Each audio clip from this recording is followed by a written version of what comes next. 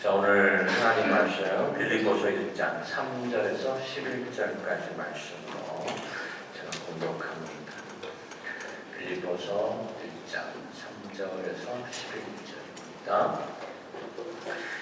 내가 너희를 생각할 때마다 나의 하나님께 감사하며 간구할 때마다 너희 무리를 위하여 기쁨으로 항상 간구함은 너희가 첫날부터 이제까지 복음을 위한 일에 참여하고 있기 때문이다. 너희 안에서 착한 일을 시작하시니까 그리스도 예수의 날까지 이루실 줄을 우리는 확신하노라. 내가 너희 무리를 위하여 이와 같이 생각하는 것이 마땅하니 이는 너희가 내 마음에 있음이며 나의 매임과 복음을 변명함과 확정함에 너희가 다 나와 함께 은혜에 참여한 자가 됨이라. 내가 예수 그리스도의 심장으로 너희 무리를 얼마나 사모하는지 하나님이 내 증인이시니라. 내가 기도하노라.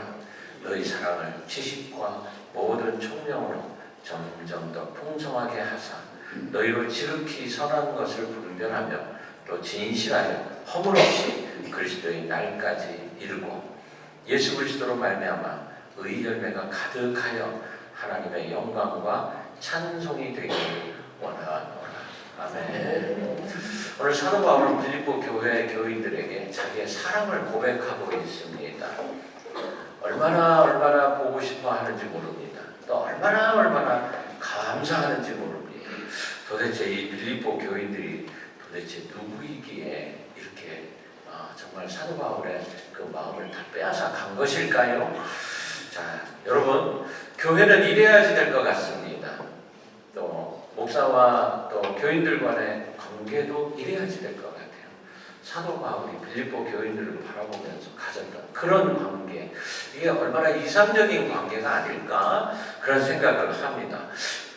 그래서 여러분, 교회 오면 행복하셔야지 됩니다. 기쁘십니까? 아멘. 내가 오늘도 가야 되나? 안 가면 안 될까? 그냥 집에 있으면 좋을걸. 내가 뭐 여기까지 와야 돼. 이런 생각하시면서 오신 분은 한 분도 안 계시리라고 믿습니다. 네, 그래서 제가 안내위원들하고 우리 정원일 권사님들하고 같이 기도를 해요. 안내하시는 분들하고 기도를 할 때 우리가 정말 팔을 활짝 열고 예수님의 마음으로 환영할 수 있게 해주시옵소서. 그렇게 기도합니다. 그래서 여러분들 문 앞에 들어올 때부터 느끼죠? 예수님의 사랑 안으로 막 들어오는 걸 느끼시죠? 근데 저기서부터 걸어오면서 왜 저 사람 저기 서 있지? 안 보고 들어올 수 없을까? 이러시는 분들은 한 분도 안 계시리라고 믿습니다. 자, 우리는 내적인 기쁨, 행복이 넘칠 때에만 하나님과 함께 산다라고 말할 수 있는 거예요. 만약에 여러분들의 마음에 행복이 없다, 짜증만 난다, 그러면 하나님과 함께 사는 것이 아니다라는 것입니다. 교회도 마찬가지로 모든 성도들에게 기쁨을 줄 수 있는 이런 교회가 될 수 있어야지 됩니다. 찬양을 들으실 때 여러분 어떠셨어요? 맞습니다. 하나님 우리를 지켜주십니다. 이 찬양을 들으면서도 그런 기쁨이 넘쳐야죠. 그렇죠? 그러니까 지금 기쁨이 차고 넘치고 있는 줄로 믿습니다. 아멘. 자, 그래서 우리가 서로 사랑을 주고받을 수 있어야지 돼요. 옆에 있는 분하고 그렇게 인사합시다. 사랑합니다. 이렇게 한번 인사 한번 해주세요. 여러분, 제가 사랑합니다. 네. 왜 사도 바울이 이 빌립보 교인들을 그렇게 사랑했는가? 그 이유가 있습니다. 여러분, 이 사도 바울, 사도행전 16장에 보면요, 빌립보로 내려가서 자주장사 루디아를 만납니다. 자주장사 루디아가 얼마나 신실하신 그런 분인지 몰라요. 그래서 거기에서 다 세례를 주죠. 그리고 내친김에 거기서 점치는 여자가 있어서 귀신을 쫓아내버려요. 그랬더니 이 점치는 여자의 주인이 사도 바울을 가두어 버렸어요. 감옥에 들어갔습니다. 빌립보에 가서 지금 이런 일을 당한 겁니다. 그래서 어떻게 해요? 사도 바울하고 같이 찬양을 하는 거예요. 사도 바울이 안에서 막 찬송을 부릅니다. 그랬더니 무슨 일이 벌어졌어요? 옥문이 열리고 작고가 풀어지는 일이 벌어졌어요. 간수가 놀라가지고 다 도망가는 줄 알고 자결을 하려고 할 때 내가 여기 있다, 나 안 도망갔다, 이 사건이 났던 것이 바로 빌립보예요. 그리고 나서부터 그 사람들이 모여서 교회를 만들었는데 그 교회가 바로 빌립보 교회라는 거예요. 자, 이런 은혜 가운데 만들어진 이 빌립보 교회이기 때문에 복음 안에서 교제를 나누면서 살고 있었다는 것을 기뻐하고 있습니다. 저와 여러분도 복음 안에서 교제를 나눠야 됩니다. 식당에 가면은 맛있는 음식이 있어서 그거 먹으면서 교제를 나누는데 세상 이야기 하면 안 돼요. 하나님 이야기를 할 수 있어야 돼요. 복음 이야기를 할 수 있어야 돼요. 아, 그래요. 오늘 밥 먹으면서는 빌립보 교회 이야기를 오늘 내가 들었는데 목사님이 우리 교회가 빌립보 교회 같이 그랬으면 좋겠다 그러셨었지? 이런 얘기 하라는 거예요. 김정은이가 어떻고 트럼프가 어떻고 이런 얘기보다도.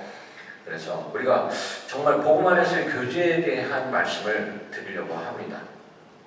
여러분, 어디에서 복음을 나눌 수 있을까요? 두 사람이 이상 모인 곳에서. 특별히 우리는 속회라는 조직을 갖고 있죠. 속회 안에서 복음을 나눌 수 있어야지 됩니다. 인간적으로 나누고 먹고 하는 걸로 끝내면 안 돼요. 항상 복음 안에서 정말 참다운 안식과 평강은 하나님의 말씀으로부터 온다라는 것을 철저하게 붙잡아야지 됩니다. 그래서 사도 바울이 얼마나 이 빌립보 교회가 감사했는지 모릅니다. 믿음이 좋은 사람들이 많이 있었습니다.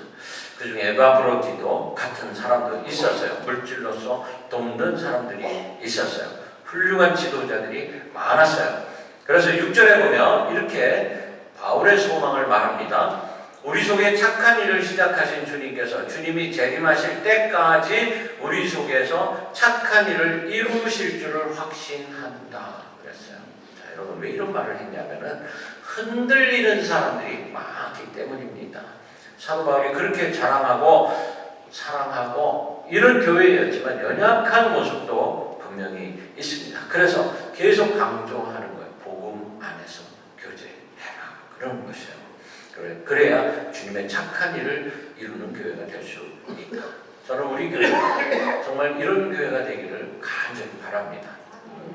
왜냐하면 이런 단점 다 있어요. 어느 교회를 가봐도 다 단점이 있습니다.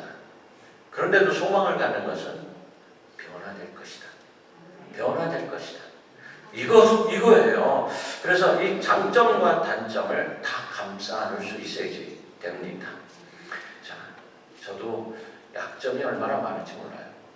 제가 제 스스로를 생각할 때에도 정말 연약해요. 제가 선을 이룬다라고 그러면서 열심히 한 일이 오히려 다른 사람에게 상처를 줄 수 있는 이런 일이 되는 경우도 있습니다. 저 자신을 보면서 느끼는 것은 아무리 선한 일을 고집하고 예수님을 닮으려고 하지만 그러지 못하고 있는 나 자신을 보게 돼요. 그래서 한탄을 합니다. 자, 10절에 보면 너희는 지극히 선한 것을 분별하며 또 신실하여 허물 없이 그리스도의 날까지 이루고 그랬어요.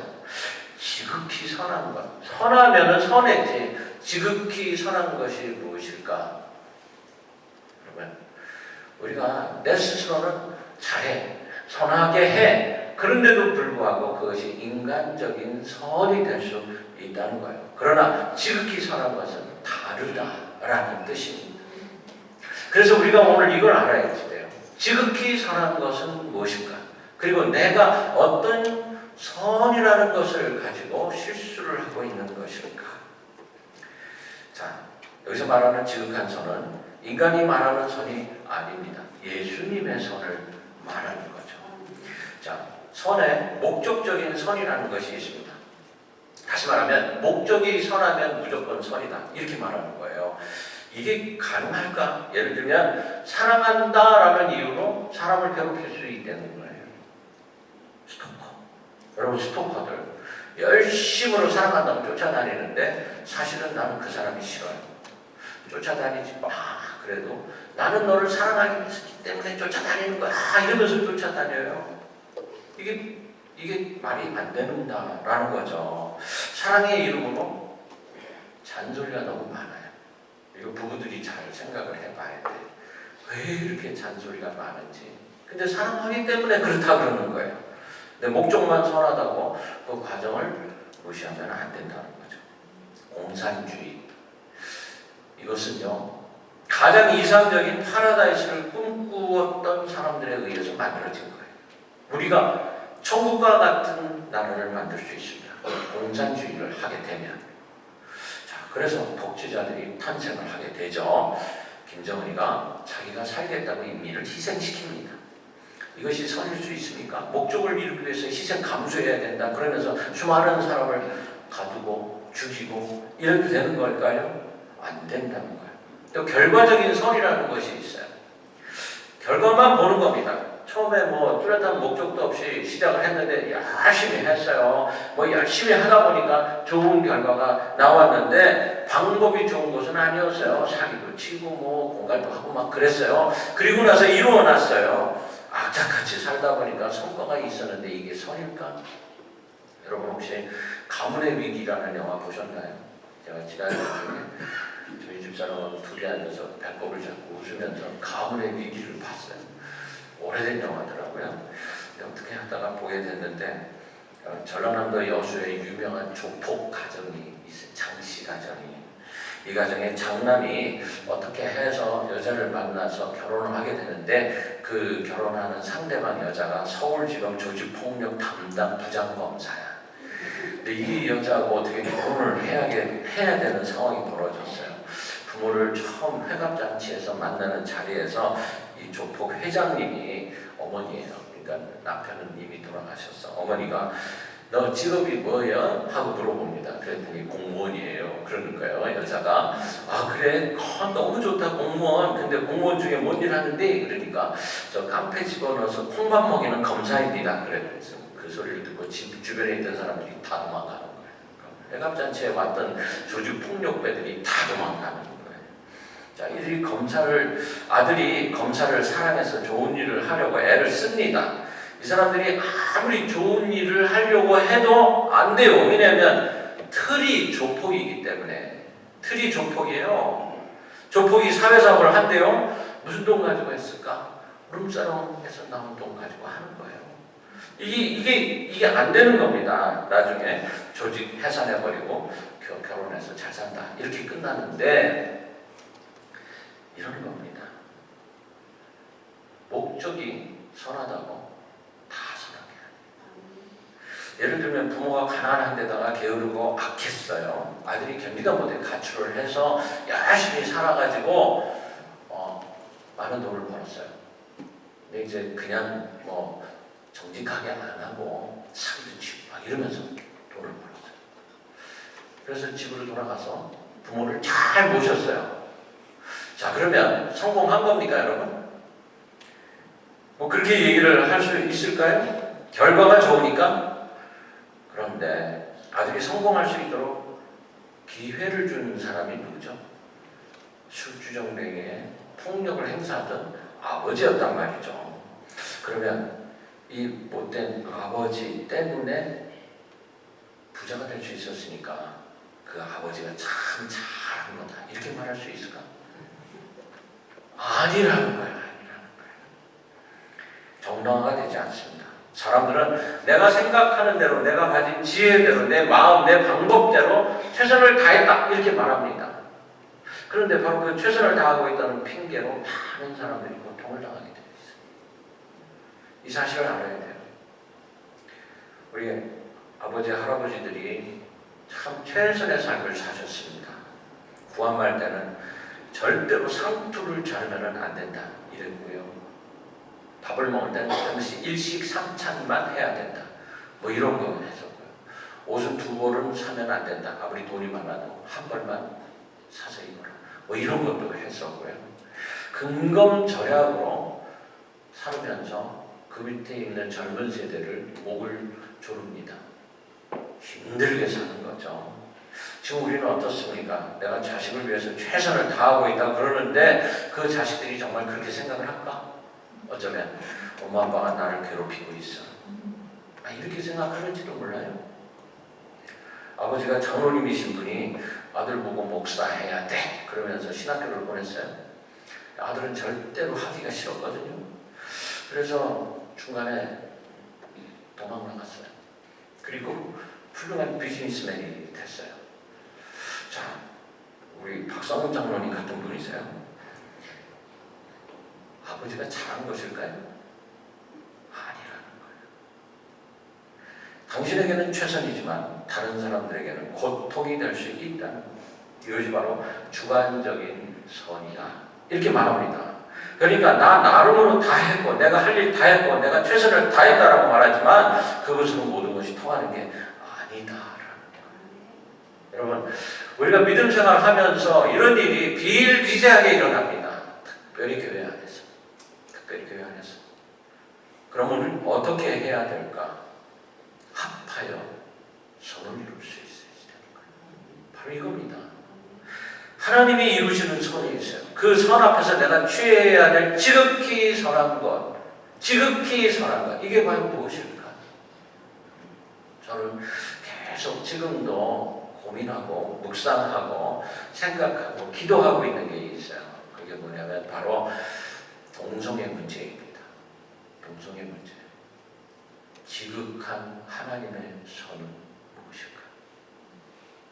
교단이 갈라질 정도로 이렇게 양분화되어 있는 이런 상황이 벌어지고 있는 것은 도대체 무엇일까? 인간 혼자서는 지구의 선을 이룰 수가 없습니다. 하나님이 개입하셔야 돼요. 에릭 프롬이라는 유명하신 철학자가 있어요. 이분이 Revolution of Hope, 소망의 혁명이라고 하는 책을 썼어요. 이렇게 말합니다. 사람은 survival needs, 생존 욕구가 있고 또 하나는 trans-survival needs, 초생존 욕구가 있다. 먼저 생존 욕구라고 하는 것, 동물하고 공유하는 것 똑같은 거예요. 먹고 자고 생식적으로 본능적으로 행동하고 이런 걸 충족시키기 위해서 행하는 행동들. 인간은 여기에 머물지 않고 초생존 욕구를 가집니다. 그것이 바로 정신적인 것, 성취적인 것, 성공적인 것, 예술적인 것, 과학적인 것, 이런 것들, 심리적인 것, 진선미를 추구하는 것, 모든 걸 합하여서 뭔가 하나 멋있는 걸 이루려고 하는 거예요.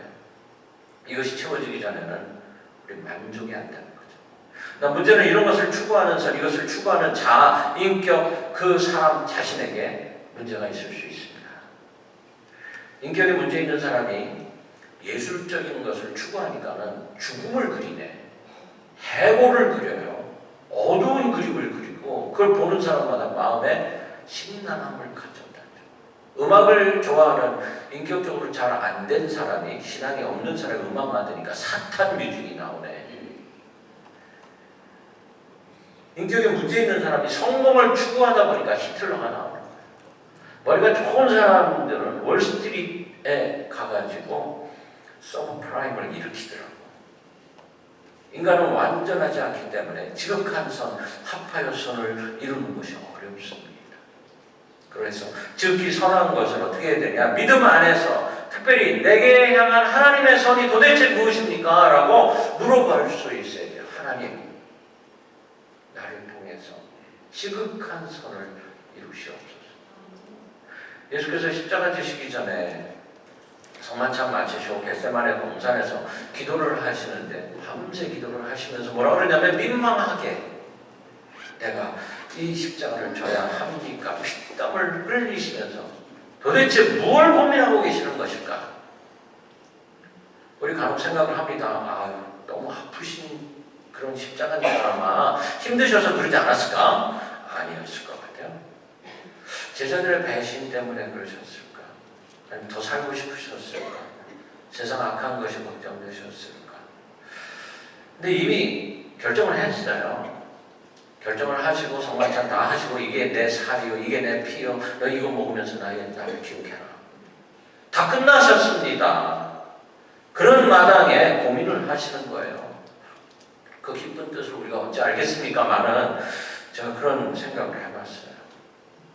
지구의 선, 최고의 선을 이루시기 위해서 애쓰시고 계시는 그 모습 속에 우리 인간들은 그렇지 못하니까 치고받고 싸울 텐데, 이 제자들이 다 도망갈 텐데, 그리고 또 수많은 사람들이 죽음을 당할 텐데, 그렇죠? 십자군 전쟁이 일어날 텐데, 그리고 30년 전쟁을 할 텐데 캐톨릭하고 개신교하고 붙어가지고 800만 명이 죽을 텐데 오늘날까지 예수님을 믿는 그 믿음 때문에 수많은 사람이 죽음을 당하고 있는데 아마 이것 때문에 고민하지 않으셨을까? 3년이라는 짧은 기간을 역사하시고 그리고 올라가십니다. 너무 짧다. 그런 생각도 들죠. 마지막에 주님 뭐라 그러시냐면 하나님께 맡깁니다. 그러세요. 그냥 하나님께 맡깁니다. 내 뜻대로 하지 마옵시고 아버지의 뜻대로 하옵소서. 결단적 기도를 합니다.